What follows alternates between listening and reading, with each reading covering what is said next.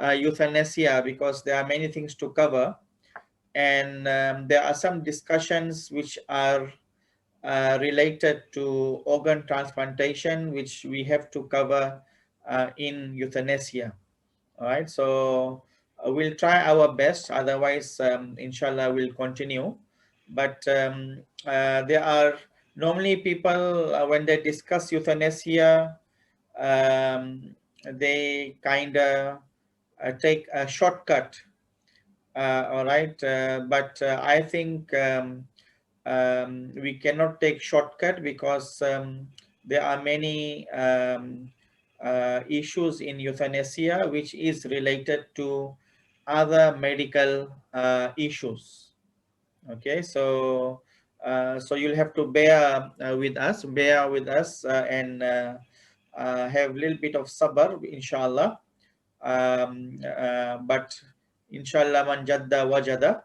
All right, the one who will make effort, the one who will go through difficulty, inshallah you will see there'll be a lot of fruits, huh? All right,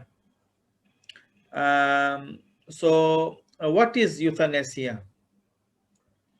Okay, so it's combination of two Greek words, eo and thanatos, okay, meaning a gentle and easy death.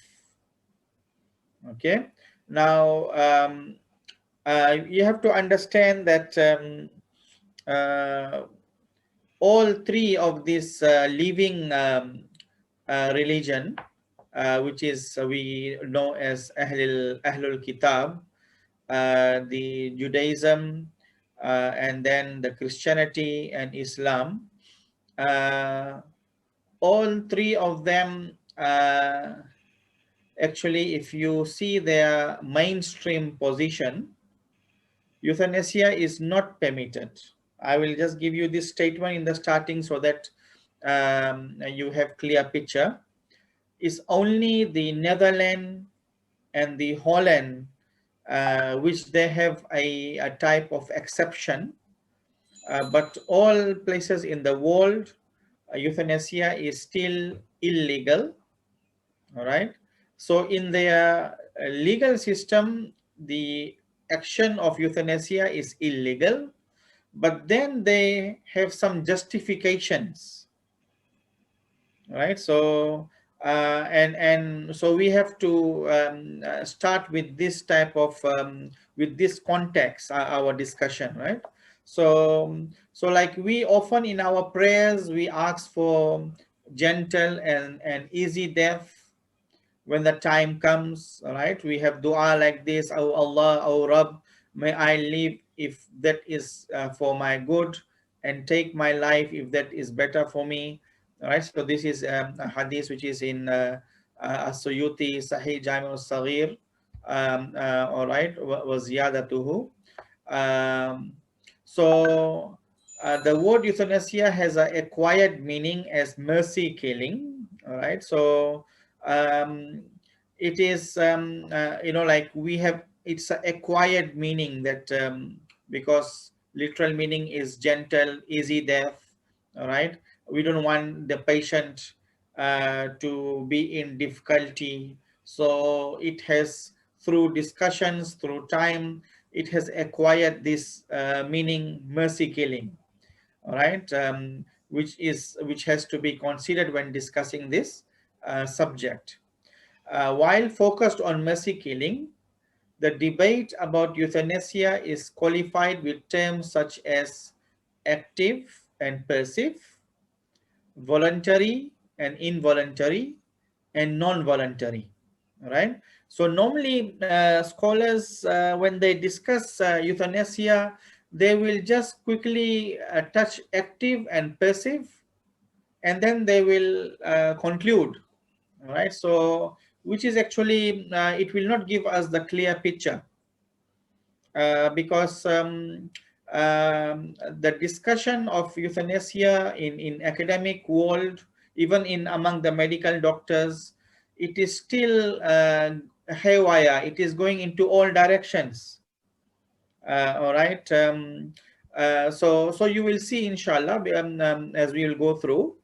Uh, so active and passive is not enough. We need to actually, the real euthanasia is actually dealing with voluntary, involuntary, and non-voluntary. Okay, and active and passive, all three can be active or passive, right? So that means voluntary euthanasia can be active and it can be passive. Involuntary, non-voluntary, it can be active, it can be passive. All right. Okay. So Statement's medical dictionary has two citations: quiet, painless death, and the intentional putting to death by artificial means of persons with incurable or painful disease. All right. So if a person is having a incurable or very painful disease, all right, so an artificial means is applied on this person, which is, so it leads to quiet and painless death. All right. And it is intentional. All right. So this is the general definition of euthanasia. We will be going into the types, and you will see then as we go through the types, you will see that inshallah it will become clear and clear. Collins English Dictionary confines itself to the act of killing someone painlessly, especially to relieve suffering from an incurable illness. All right, the act of killing someone painlessly, especially to relieve suffering from an incurable illness. All right, so this is the definition in the medical books. All right.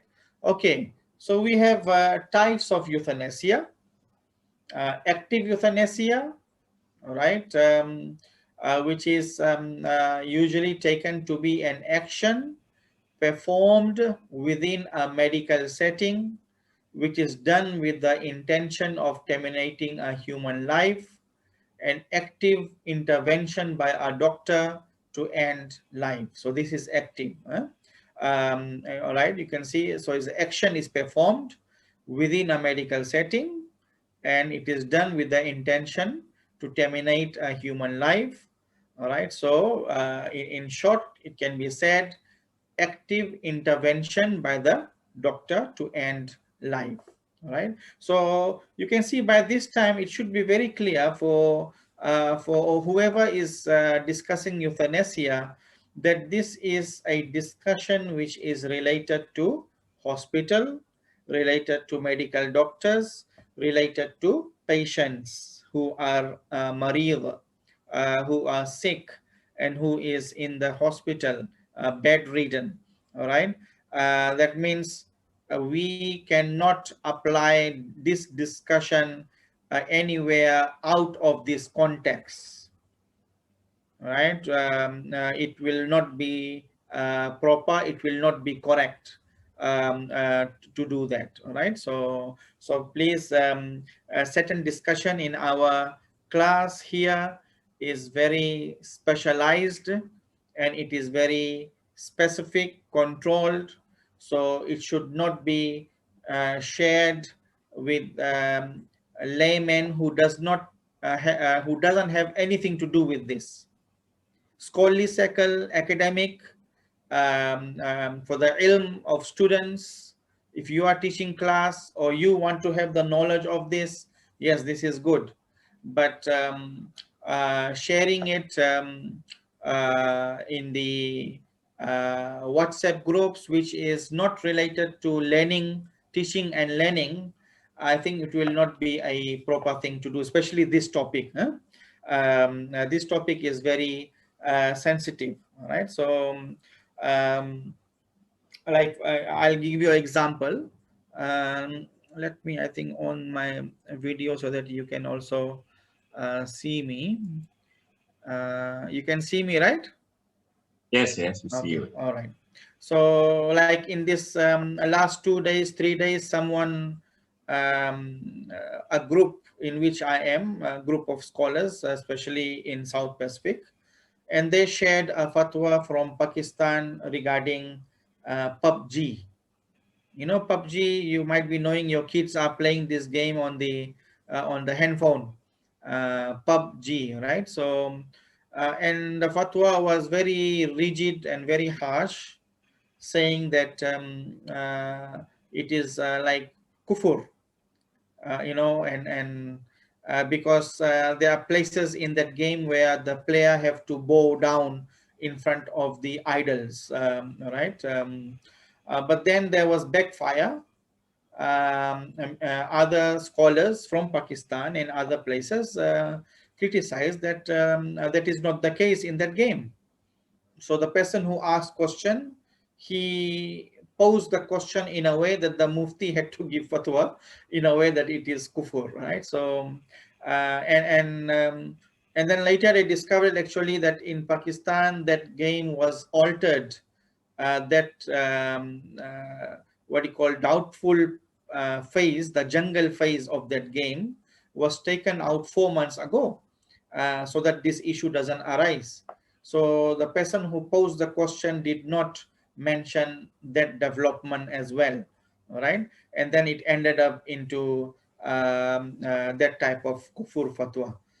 Kurdistan gave fatwa that the game is unlawful because the players do not give enough time to their family and other their workplace, all right? And so their fatwa was a little bit reasonable, all right? But that fatwa, the one which was the kufur fatwa, was very rigid, because once they give fatwa of kufur, then people will have to renew their nikah, all right, and all these type of things are related to it. So now why I'm telling you this is that then I had to intervene and tell this group of scholars that this type of fatwa is not yet agreed upon.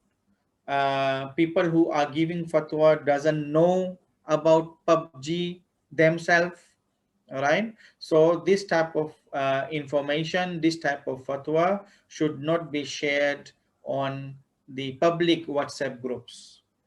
It is good for the specialized groups so that they can brainstorm, they can argue, they can discuss, but not for the layman. Otherwise, it will create confusion, right? It's just like nowadays people sharing information about COVID-19. Irresponsible people, they just share wherever they get the news from, and then they create panic and havoc in the society, in the community, whereas they should not do that. They should filter, they should first find out how true are the statistics, how true is the message, before they want to share, all right? So this is all going back to our adab and ethics, which this class is discussing. We had sessions, amana, all right? What do you call kalam, meeting is amana, all right. So coming back to euthanasia, uh, that this active one, right, active euthanasia is usually taken to be an action performed within a medical setting, which is done with the intervention of terminating in human life, right? An active intervention by a doctor to end life, all right? And that's why the reason why I'm saying it's a very specialized discussion topic, specialized people, normally medical, patient, doctor. So you will see most of the cases, court cases, which is going on in the Western countries are actually medical doctors versus the patient's family, the patient who passed away, right? So, and the court cases, there are many cases which are referred to while people discussing euthanasia, and many cases are still going on. And these cases are either between medical doctor who did that action and the family, or sometimes the court and the hospital, all right? So these are, that's why I'm saying that these are very specialized area, all right, and specific people are involved in euthanasia, not awam, not public, all right. All right. Second type is passive euthanasia. Passive euthanasia tends to be used to describe the withdrawal of or withholding of some necessary treatment for the maintenance of human life, right? A decision not to prolong life or a non-treatment decision, right? So you can see the difference between active and passive is, in active, the intervention is from the doctor, the medical doctor, right? He does something, he puts some kind of injection, all right, or the action, the intervention is coming from the doctor. In the passive is, the doctor just stops. The relatives might tell him to, okay, don't give don't take him off the machine, right, or stop his the breathing machines, okay, or stop giving him the nutrition or the food through the IV and through the system, all right. So they just stop, all right. So a decision not to prolong life, a non-treatment decision. So this is passive euthanasia, all right. Now in the West, the medical doctors, they have actually they're not happy with this definition, because they are saying one way or another it will always be active euthanasia, right? It will be always active, no matter, even in the case of passive, all right, it will end up looking like active, all right. Anyway, now we have tried of terms voluntary, involuntary, and non-voluntary euthanasia, all right. And these two, active and passive, is actually related to all three of these, right? It's related to voluntary, related to non-voluntary, and also related to involuntary. And you will see after a while why it is involuntary and non-voluntary, what is the difference, all right? Okay.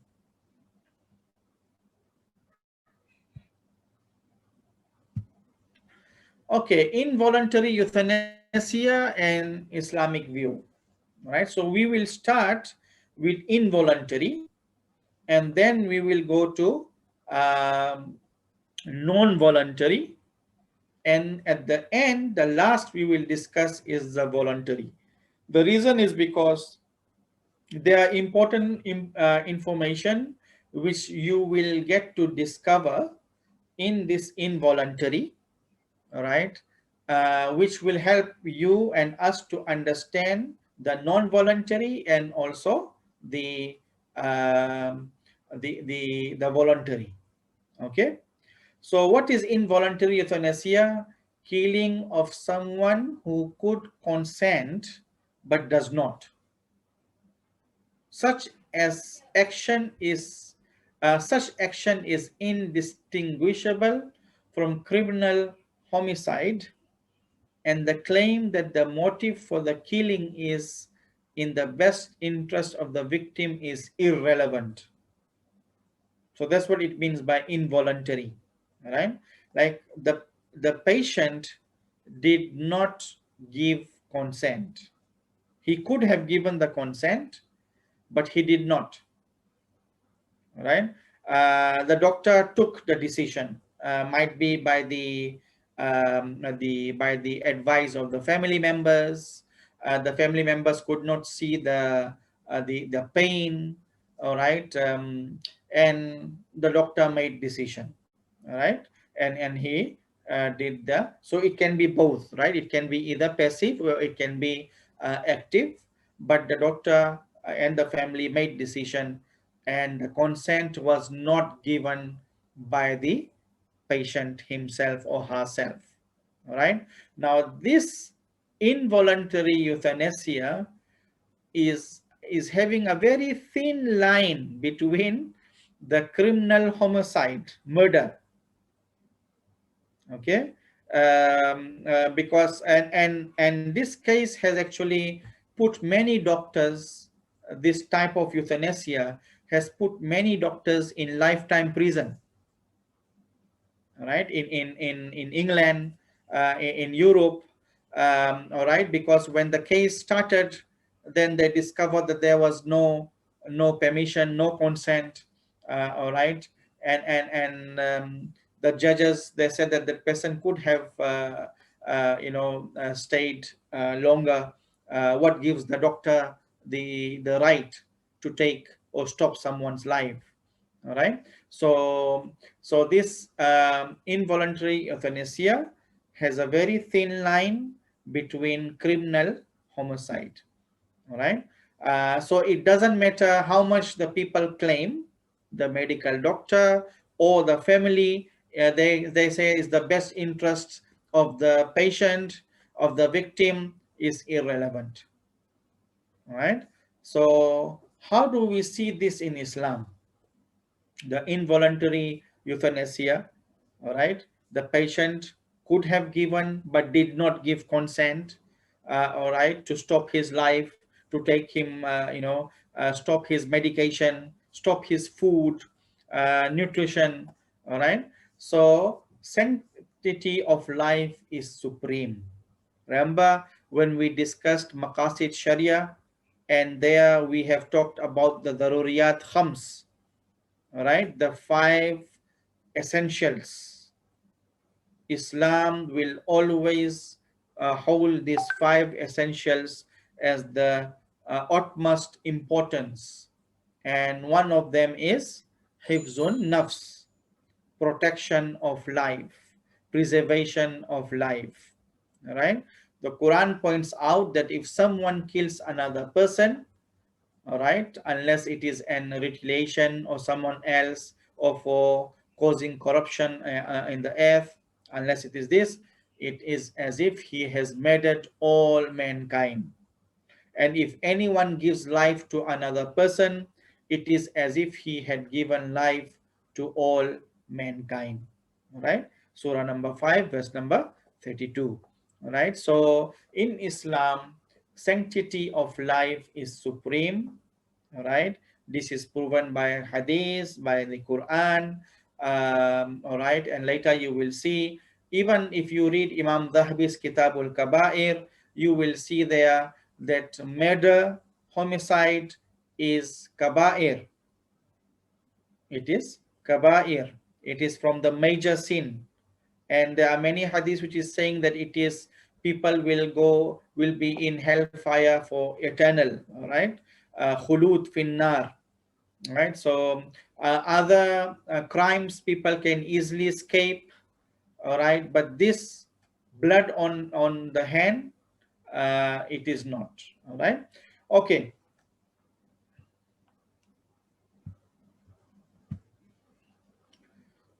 So homicide is lawful in Islam if it is committed in three circumstances, otherwise it is unlawful. All right, so you here understand this very properly, clearly. All right, only three cases where homicide is permitted, otherwise in all other cases is not permitted. All right, so number one, execution or advancement of justice for three crimes: murder, adultery, and apostasy. All right, these are the, even nowadays scholars, but if you go into the discussion, you will see murder, it will either have qisas or it will have diya. All right, adultery, conditions are there. Four people have to see it, the action taking place together. All right, they have to witness it, otherwise that punishment cannot take place. All right, it will fall into the issue of shubha, doubt. All right, and then from death penalty it will become ta'zir. And similarly, apostasy, scholars have now are arguing about this, that apostasy which actually leads to great fitna, right, which creates havoc in the community, all right, that type of apostasy will lead to the death penalty, all right. So these are the three crimes, right, which is where the homicide is lawful, number one. Number two, reasonable self-defense of person or property in order to prevent the commission of an atrocious crime.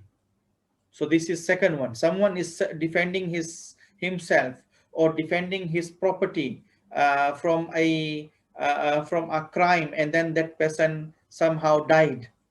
All right. So this will not be considered unlawful in Islam, in the Islamic legal system. All right. And number three, by misadventure. This what it means is the action was lawful and there was no negligence reported, but somehow the person passed away. For example, example is like a doctor did a lawful operation on the patient, and everything was there. He completed all the requirements, due care was given, all right, but still despite that the patient passed away. All right, so this is considered misadventure. There is no intention of murder, there is no negligence, all right, everything was according to the rules and regulation, but still the person did not survive. All right, so these three types of uh, what do you call actions are which will lead to homicide is lawful. Other than these three, all are unlawful. All are unlawful, and you can see that involuntary euthanasia is not coming into these three. All right, so that's why we have to understand that all right, unlawful homicide is the worst crime against another human in Islam.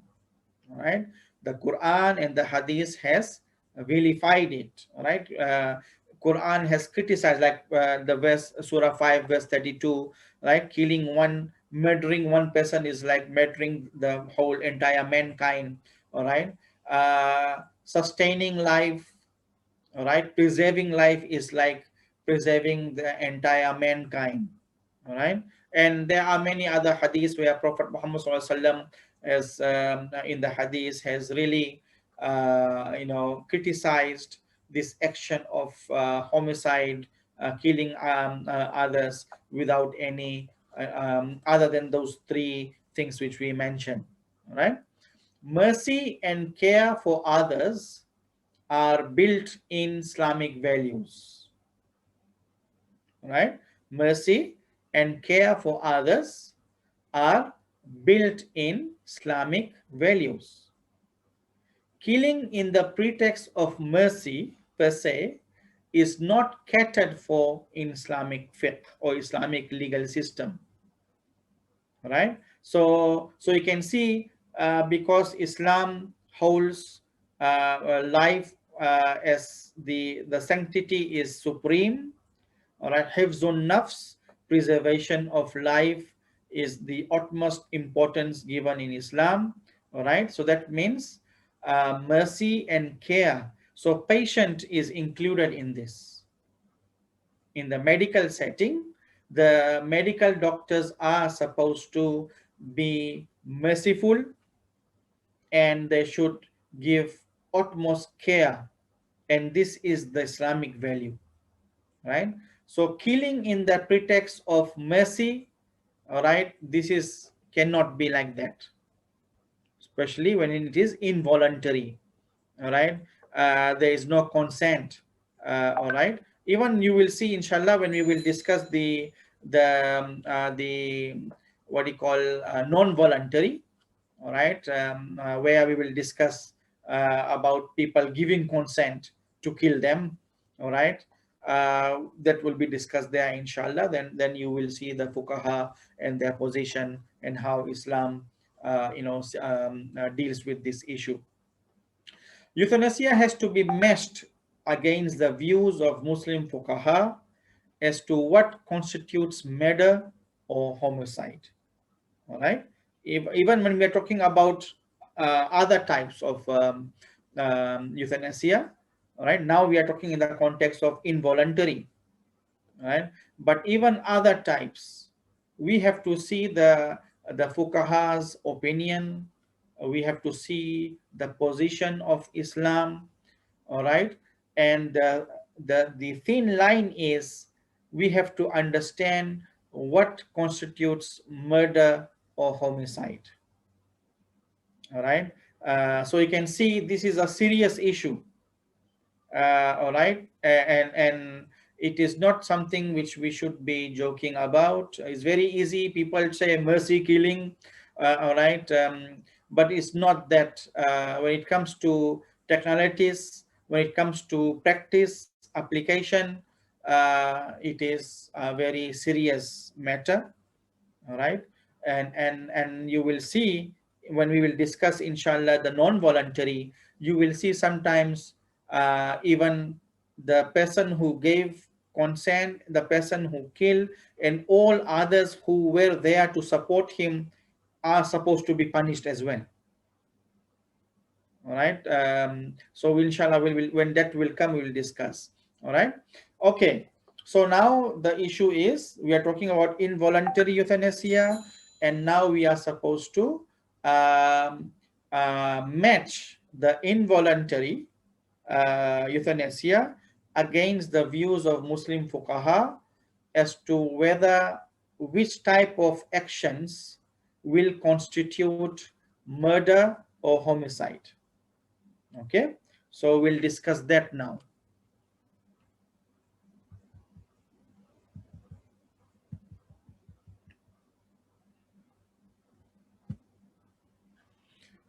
Okay. Views of Muslim fuqaha on situations akin to involuntary euthanasia. Actually, the discussion is very long, but I'm trying to summarize it so that it's easy for you to understand. This what you call this slide is still under construction, so I will see if I will might be I will add the four legal schools opinion separately.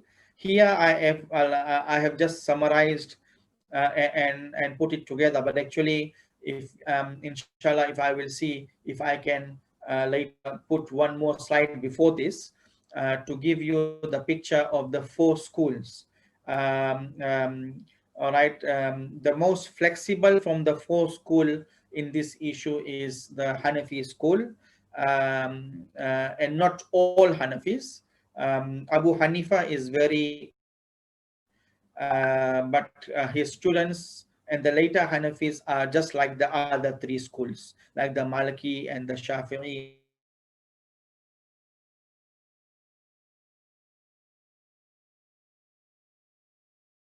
and the Hanbali. Not go for murder, he will go for manslaughter. All right. So you have to also understand the difference between these two words. Either it will be homicide, murder, or it will be manslaughter. Right. So some actions will fall under murder, homicide, and their qisas will apply. Right. But actions which somehow doesn't fit there, or because there is some kind of shubha, some kind of doubt has been established, then it will fall from qisas, it will fall to diya, and it will be considered manslaughter, not direct murder. All right. So these two terms you can see when we will be looking at the opinions of the four school, and how the situations are akin to the involuntary euthanasia. Okay, look at number one.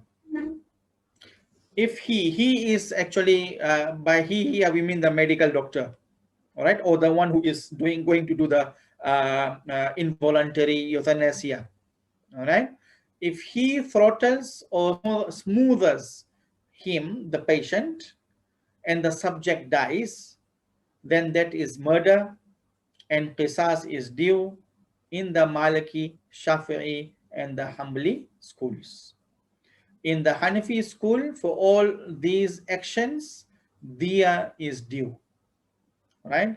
No qisas, diya is due, all right? Because the Hanafis, for them, murder is have to be by a weapon which is made to kill.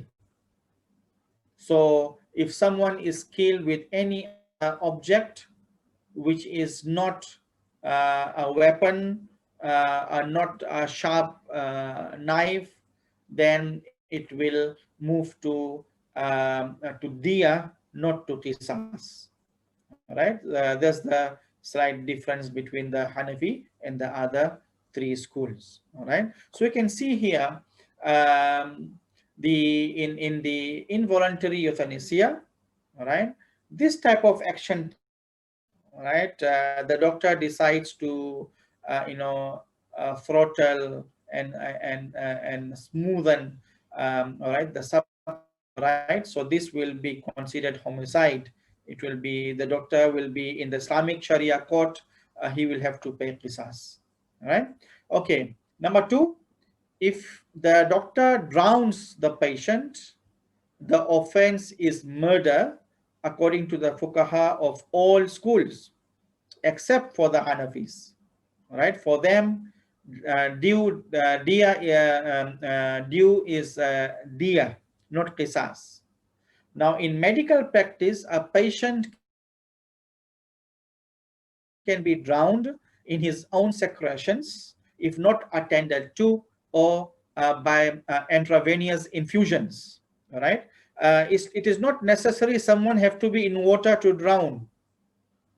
All right, that's the reason why certain types of interrogations now is illegal, because which does this putting of water in the mouth of this interrogated person to force him uh, to to uh, to reveal the truth, and this type of technique of interrogation is declared illegal, because actually this is drowning itself, right? The amount of water the person takes in through his mouth involuntarily, that it actually does the same thing if someone is in the river or in the ocean drowning, and his lungs is filled with water instead of oxygen. All right, so if a patient, uh, if the secretion in his lungs and his throat is not taken out on time, he will drown even on his bed. All right, and what more if a intravenous infusion is made, all right, where medical doctors put something in his mouth, through his nose and mouth, so that he can drown in that manner. All right, so someone dies in this way, for all the schools except the Hanafis, it is also murder. It is still homicide. All right, and then it will be qisas. All right, for the Hanafis it will be diya. Number three, killing using poison, which is the commonest implement in hospital practice. All right, and by poison, what do we mean by poison here? It can be a lethal injection. All right, lethal injection injected in what do you call, in the patient, which is like poisoning. All right, so killing using poison. All right, so Hanafi school, this is manslaughter, that means it will be diya, but all other schools, this is also murder. all right, and this is also homicide, and it will be it is considered murder. They will have to pay qisas, all right. The medical doctor will have to, or all his team, whoever was involved in it, will have to pay qisas, all right. Okay, number 4, if nourishment, food and water is withheld until the person dies, all right. Normally in the classical books, they call this brick in, right? Brick in. They close the person uh, in a room, lock him up, and no food, no water, all right, and eventually the person dies, all right. So if nourishment, food, but in medical setting, someone is on the bed, someone is in coma, all right, and um, the doctor in involuntary euthanasia, he stops giving the nourishment, stops giving the food, all right, and the water. So and the person dies, all right. So Abu Yusuf and Ash-Shaybani from the Hanafi school consider diya is due.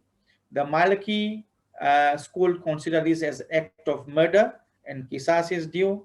Ash-Shafi'i, very interesting, Shafi'i's opinion that if death occurred in a period long enough that majority of people would have died, all right, that for example, someone was not, the patient was not given food, let's say for let's say 30 days, no nutrition, nothing for 30 days, all right. So Imam Shafi will say if the majority of the people in these 30 days would also die if food and nutrition is not given to them, then this will be considered as murder, all right, and then qisas will be due, all right. So and the Hanbali school, they have the similar view to Ash-Shafi'i, all right. So so you can see this is the opinion of the Islamic perspective of involuntary euthanasia. Okay, so what we can understand here is um, that involuntary euthanasia from Islamic perspective is either murder or manslaughter in many of the cases, according to the Hanafi school. If not the entire Hanafi school, but only if Abu Hanifa. But overall, all others, they see this as a homicide.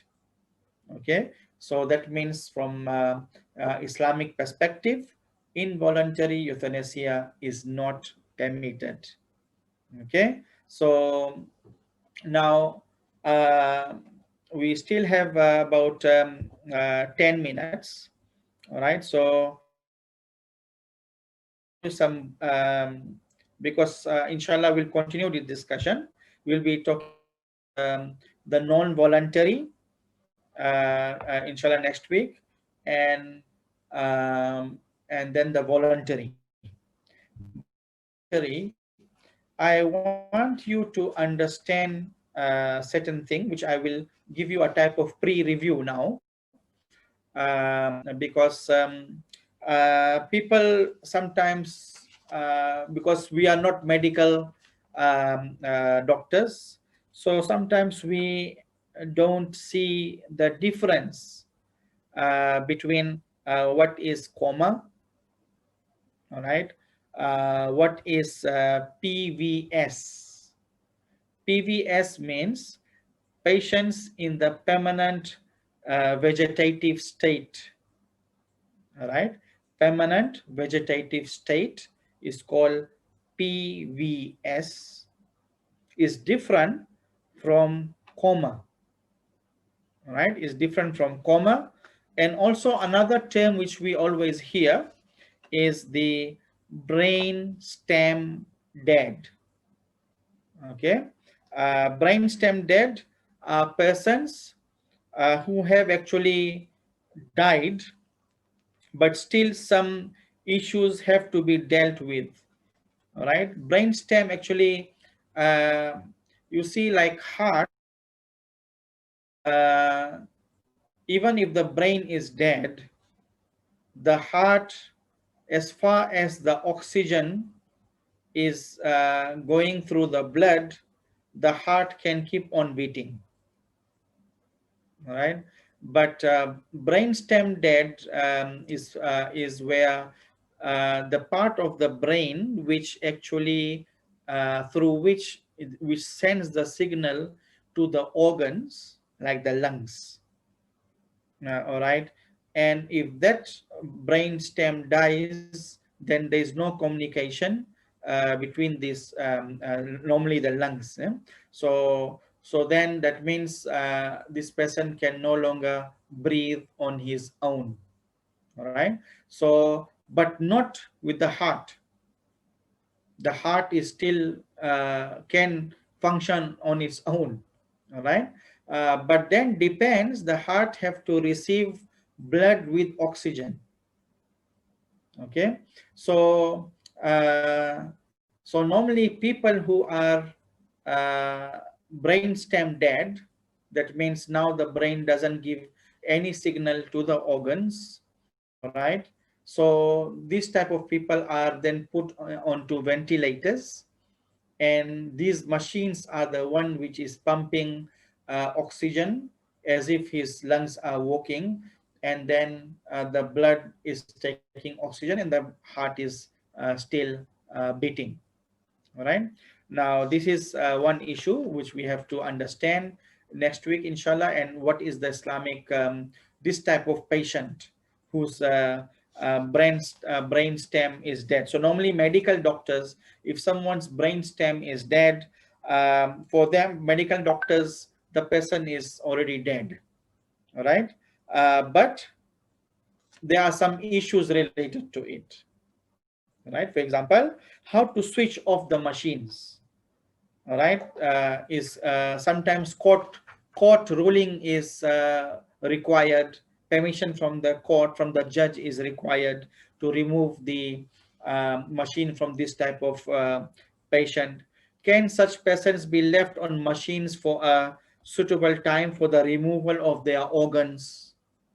All right, all right, so that part we'll discuss in the organ transplantation. All right, especially whether this patient had a pre-will that if he dies take out his organs, or if he didn't have any will. All right, then what will be the hukum that will be touching on they are in. All right, but as far as the euthanasia is concerned, the question is, can we remove the machine? All right, okay. um, Coma, there are also types. All right, some coma, it can be reversible. That means a person is different from the vegetative state.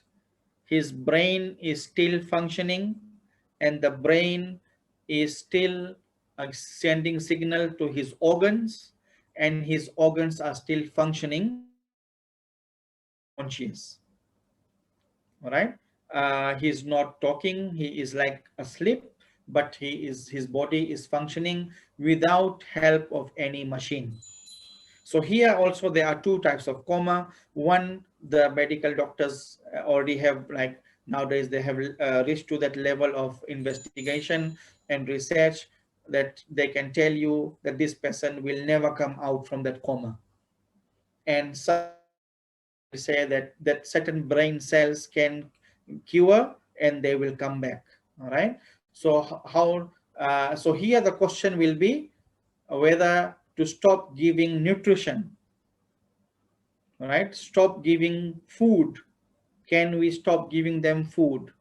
So all this discussion is coming under voluntary euthanasia. All right, so inshallah we'll discuss this.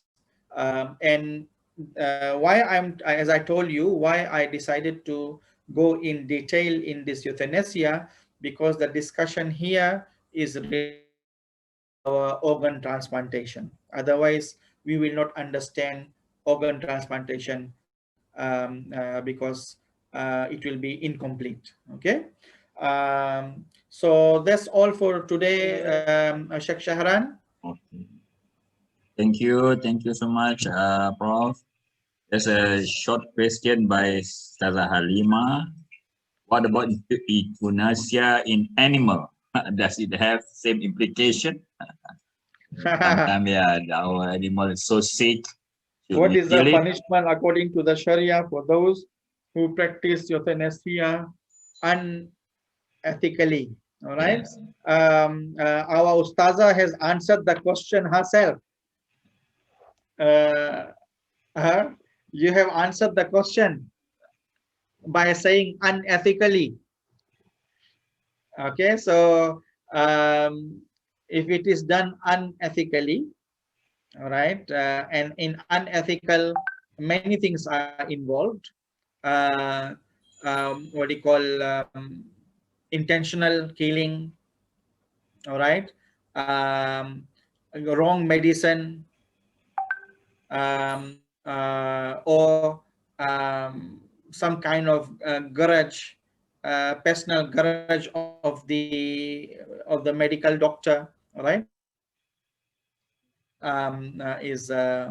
but as far as the term euthanasia is concerned, as far as I have gone through our books, our scholars are still discussing euthanasia in the context of human life, not what do you call, the animals. So I'll see if I can find something, inshallah, next week. Then I will share with you. But so far, I only can say I've answered the question, that it is, you are saying, what do you call, unethical. Huh?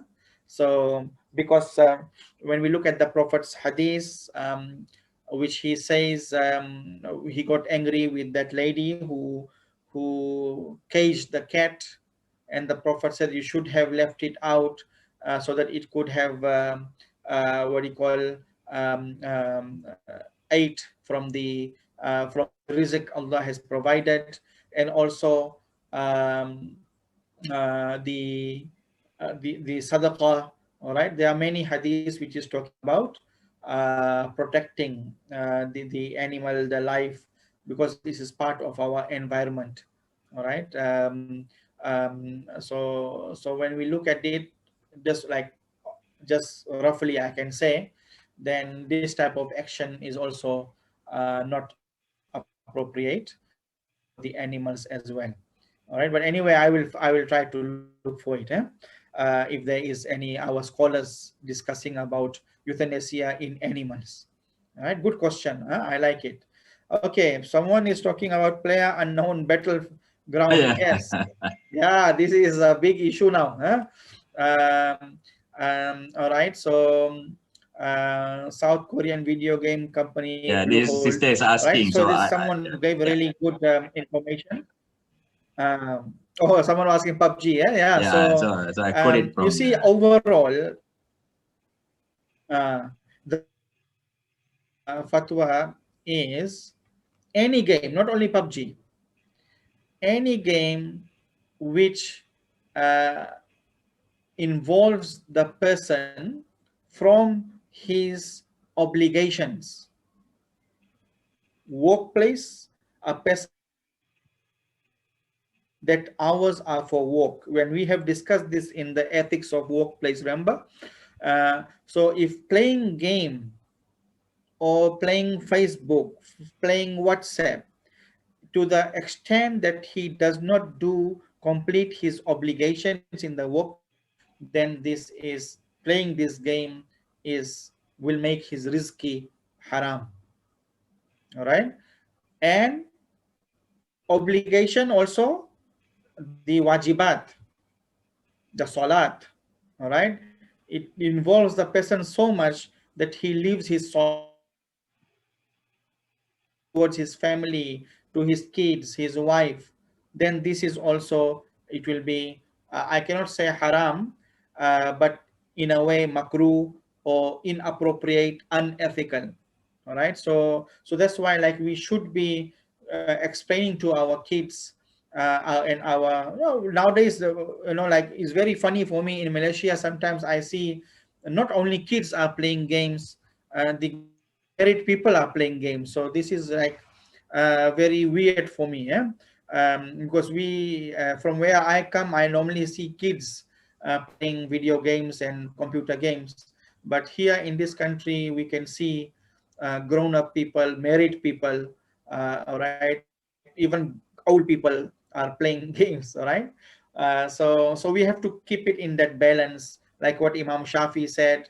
If playing certain types of game to keep your brain sharp, to keep your psychomotor alive, then that is good, right? But playing where it is not for this purpose, it is wasting time, wasting money, and neglecting the obligations, then this type of playing is not appropriate, right? So anyway, there we still need to discuss a lot, because I do not know about, I was asking my kids whether Malaysia took out that starting part of that game, the jungle stage. All right, because the jungle stage is the one which is concerned about some scholars, like the people in scholars in Pakistan, that where people have to bow down, and some actions which are related to shirk. All right, so some countries like Pakistan, they have taken it out, but you'll be amazed, India, and there are 5 other countries with India, they have declared this game to be illegal. All right, so this is also interesting. We need to see what are their reasons. All right, India and other 5 countries, what are their reasons to declare this game as illegal? All right, so then we have to see those reasons. How does Islam respond to those reasons? The ethical perspective and fiqh perspective. All right, so then we can get the clear answer and clear decision from Islamic perspective about the game. All right, okay, so You. uh, uh, that's all. Anything else? That's all. I think. So all right, so voluntary, involuntary, involuntary, no consent. All right, no consent from the patient. All right, and what do you call, the non-voluntary, the patient does, he could have given, like you see, involuntary we said could have given consent but did not. That means the patient is in the stage where he still can understand what is going around him, right? In non-voluntary, the patient is already in vegetative stage, brain cell, what do you call, dead, or in coma. He doesn't know what is happening around him, all right, and there is no consent. So this is called non-voluntary. All right, and the last one we'll discuss is voluntary, where it is a very interesting discussion. We have many cases in Islam as well, in our fiqh, where someone is saying, I give you consent, please kill me. It's like suicide. All right,